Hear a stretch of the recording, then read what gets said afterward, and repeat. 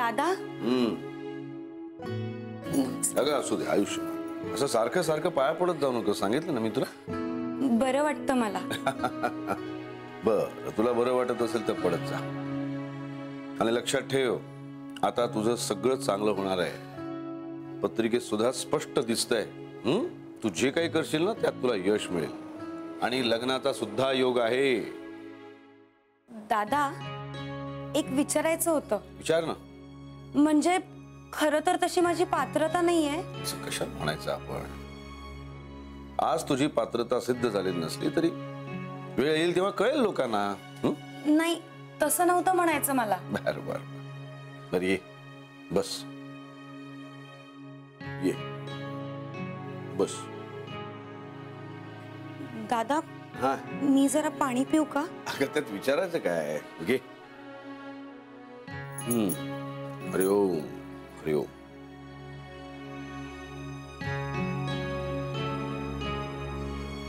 तुम्हाला पण हवंय का? नाही नको. मी तुमचा खूप वेळ नाही ना घेते. अगं घेतलास तरी हरकत नाही. बोल. नाही नाही तर मी नंतर येते. अगं खरंच तसं काही नाही. बस बस.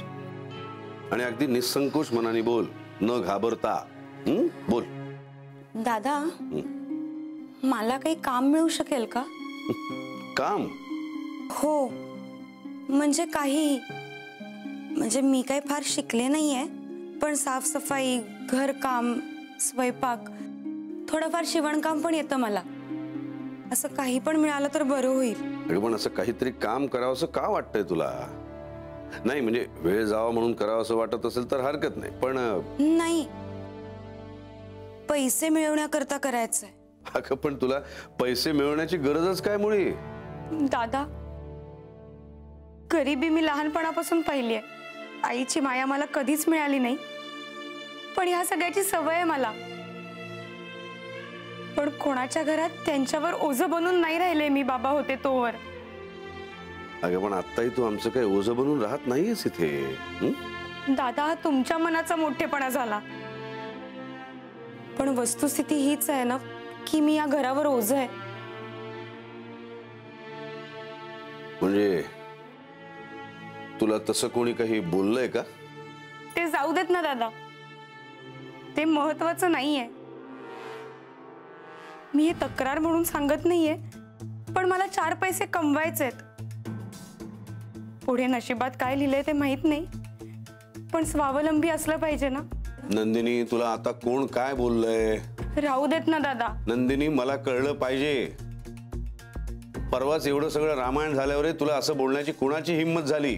सगळ्यांना वाटेल मी चुगली करतेय. कोणाला काय वाटेल हे महत्वाचं नाहीये. या घरात माझी अवज्ञा करण्याची हिंमत कोणाची झाली ते मला कळलंच पाहिजे.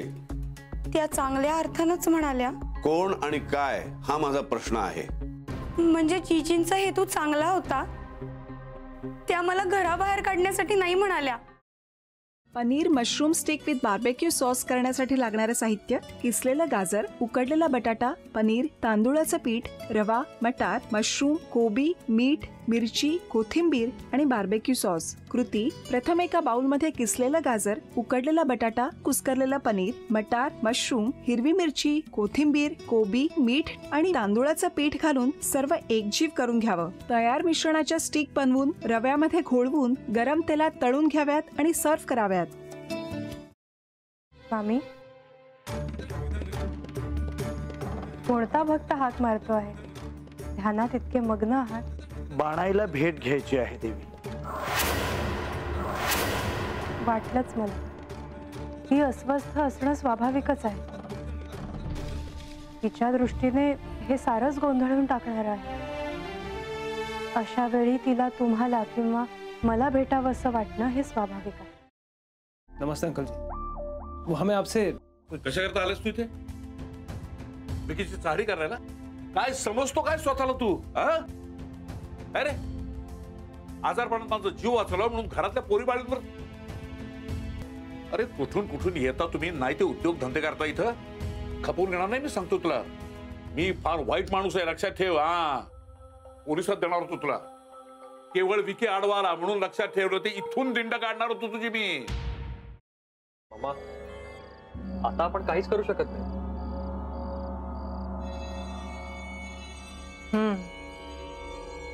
पण आर्चीज, हे असं कसं शक्य आहे? आपण तर सगळे आवाज रेकॉर्ड केले होते ना, राईट? हो.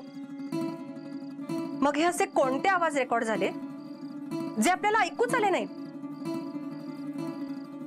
I mean, how can it be possible?